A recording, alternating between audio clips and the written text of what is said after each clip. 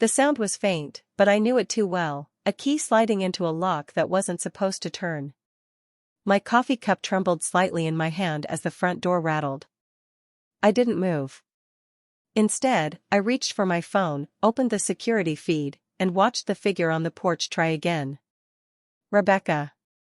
She glanced over her shoulder, annoyed, like a woman inconvenienced by a stubborn lock on her own home. Except this wasn't her home. It was mine. If you're listening to me now, understand this, I never imagined my life would unravel to this point. 63 years old, widowed, a woman who had once believed her family would be her safety net. And yet here I was, hiding behind my own front door, watching my daughter-in-law jiggle a key that should never have existed. The story didn't begin with betrayal. It began with grief. Henry, my husband of 4 decades, had died 3 months earlier, leaving me with a hollow house and an inheritance that felt like a cruel consolation prize. Kevin, our only son, started visiting more often. He'd sit across from me at the kitchen table, his hand covering mine. "Mom, you shouldn't be alone here. Dad wouldn't want that." His voice was gentle, persuasive. Rebecca hovered beside him, eyes soft, her words full of concern. "You deserve a new chapter, Margaret. Something that brings you joy again." I believed them. I wanted to believe them. When they spoke of my future, it sounded almost like love. But what they really saw wasn't my loneliness. It was opportunity. I didn't know it then. Back then, I was still Margaret Stevens, the woman who daydreamed of laughter returning to her home, of holidays where her family would finally feel whole again. Back then, I still thought a house could heal us. I hadn't yet learned that some doors open not to family, but to betrayal. And it all started with a mansion on Elm Street. 3 weeks after Henry's funeral, I found myself scrolling through late-night listings online, the glow of the screen painting my empty bedroom in cold light. That's when I saw it. A sprawling Victorian on Elm Street with a porch that wrapped around like a promise, windows that looked like they held secrets, and rooms big enough for a family I still hoped to keep close. I bookmarked it, then closed the laptop. It felt too indulgent, too sudden. But the image clung to me. The next morning, Kevin and Rebecca came by with pastries and that strange intensity that had become their trademark since Henry's death. "You need something new," Kevin urged, tearing a croissant in half but barely eating. "Fresh air, fresh start." Rebecca leaned forward, her nails tapping the table like a metronome. "Real estate is the smartest way to use what Henry left you. You could have stability and purpose again." Purpose. Stability. All words that disguised their hunger, though I didn't see it then. I only saw 2 young people, my family, promising to anchor me when I felt adrift.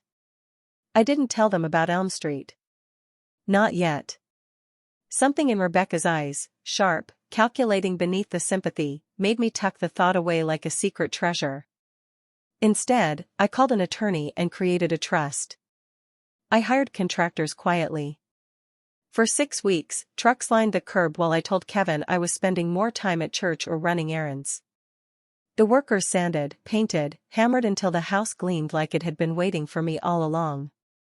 And through it all, I imagined the reveal, Kevin's stunned grin, Rebecca's tearful gratitude, the grandchildren racing through wide hallways. I imagined being the matriarch who gave her family a new beginning. But as the curtains were hung and the last coat of paint dried, doubt crept in. Would they truly see it as a gift? Or would they see it as theirs by right? One thing I knew for certain, Elm Street wasn't just a house. It was the stage where the truth about my family would finally reveal itself. And the performance was about to begin. The day I decided to show them, the house was perfect. Sunlight poured through stained glass windows, scattering color across polished floors. The kitchen smelled faintly of fresh paint and new wood. I rehearsed my words as I set out 3 glasses on the counter. "Surprise, this is yours as much as mine. We'll fill it with memories." I called Kevin. "Lunch today?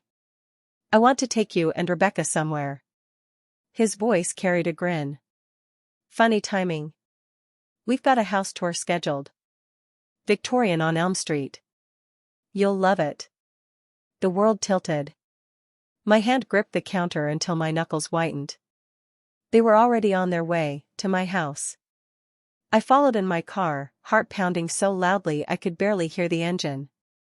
When I pulled up, I saw them standing in the driveway, framed by the porch I'd envisioned for Christmas photos. Rebecca's hand rested on Kevin's arm, her smile wide with ownership. Inside, they moved through the rooms like buyers, not guests. "This will be our entertaining space," Rebecca said, running her fingers along the counters I'd chosen. She opened doors with casual authority, not curiosity. Kevin peeked into the master suite and chuckled. "Finally, enough space." "And Mom," he pointed toward a small back room with a narrow window, "this one's perfect for you. Cozy, private. You won't feel like you're intruding." I stood frozen, every carefully rehearsed word collapsing into ash. They weren't seeing a gift.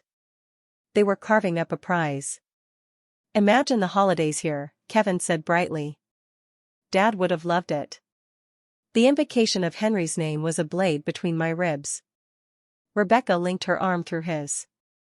"We should move fast before someone else does. Mom, if you can wire the money this week, we can secure it."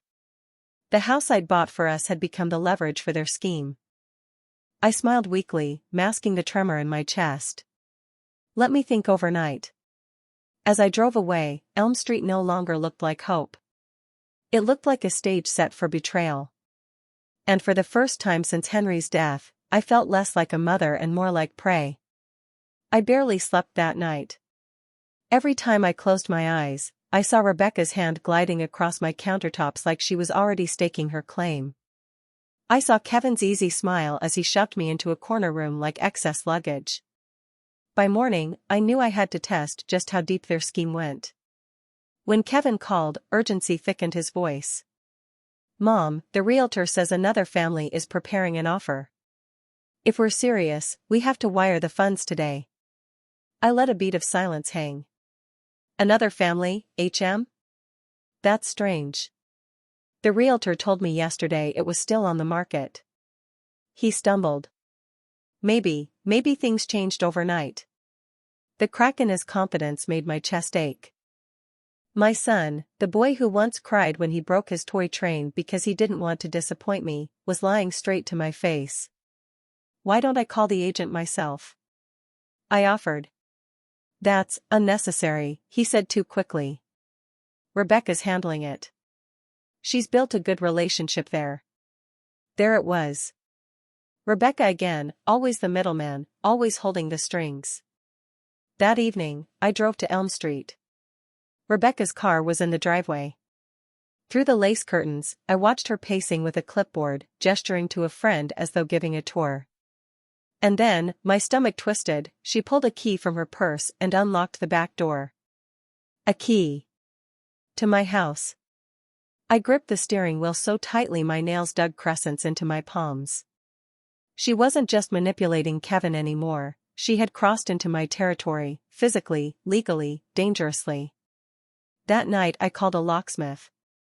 By morning, every lock gleamed new, every key in my possession alone.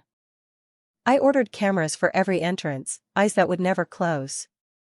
And not a day too soon. Because the very next afternoon, my phone buzzed with an alert, Rebecca at the front door, jiggling her useless key, her face twisting with irritation. Minutes later Kevin called. "Mom, there's been a mistake. Rebecca thinks squatters might have changed the locks." I looked at the camera feed, at my daughter-in-law pounding on my door, and whispered to myself, the mask is finally slipping. Kevin arrived before dinner, shoulders hunched like a boy caught stealing cookies. But his eyes carried something darker. Rebecca trailed behind him, her chin high, as if daring me to say what we all knew. I didn't offer tea. I didn't even motion for them to sit. I tapped my phone, and the security feed played on the TV screen, Rebecca jiggling her key, her face flushed with frustration. Silence filled the room, thick as smoke. Rebecca was the first to speak. "You violated our privacy." I almost laughed. "Your privacy? That's my door. My locks. My house. Kevin winced. Mom, listen, no. You listen. My voice cracked, but I didn't care. I bought that house with your father's insurance. I bought it for this family. And you, both of you, turned it into a con. You were going to take my money, tuck me in a closet-sized room, and smile while you erased me. Kevin opened his mouth, closed it again. Rebecca stepped forward, her mask slipping completely now. You don't understand. We have debts. Kevin's business is failing. We needed this house. You have more than you need, and we have nothing. Isn't that what family is for? Her words sliced through me, not because they were cruel, but because they held no shame. She truly believed I was nothing more than a wallet with a pulse. I stared at my son. Is that how you see me too, Kevin? He looked at the floor. We thought it would be easier if you didn't know the details. The boy I raised, the man Henry and I had loved, stood in front of me, unable to meet my eyes. Something inside me shattered, then hardened. I picked up the folder from the table, the deed to Elm Street gleaming inside. You wanted me hidden in a corner. Instead, I'll stand at the center. This is my house. My life. And from this moment on, you don't make decisions for me, I make them for myself. Rebecca scoffed. Kevin whispered, Mom, but I had already turned away. For the first time since Henry's death, my grief burned not as weakness, but as fire. And fire doesn't beg. The mansion on Elm Street is quiet now, but not empty. I've filled its silence with voices that carry no demands, no hidden agendas. Neighbors who bring casseroles, women from the library who gather around my dining table for book club, a retired couple who help me in the garden. None of them ask me for deeds or bank transfers. They ask for stories, laughter, presents. Things that cost nothing but mean everything. Kevin visits alone sometimes. He never stays long. The first time, he stood at the threshold like a boy unsure if he was welcome. I let him in. We spoke about weather, about the baby, about his father. But we didn't speak of Rebecca, or the house, or the betrayal that cracked something between us that may never fully mend. Rebecca hasn't returned. Her absence is both wound and relief. I know she still believes I robbed her of a future. What she never understood is that she tried to rob me of my present. The nursery upstairs remains untouched, not because I expect grandchildren to fill it, but because it reminds me of what might have been, and of the strength it took to say no. Some rooms are meant to stay closed. At night, I sometimes walk through the halls with only the lamps lit, their glow spilling like soft rivers across the floor. I pause at the windows, watching the neighborhood hum quietly outside, and I breathe in the truth, I am still here. Not reduced, not cornered, not erased. I once thought the greatest gift I could give my family was a house. I was wrong. The gift I gave instead was drawing a line, showing my son that love does not mean surrender, that a mother's devotion has limits when met with betrayal. The final coat of paint on these walls has dried, but my story inside them is still being written. And if anyone ever tries another key in my door, they'll find what Rebecca did. This house does not open to thieves, only to those who truly belong.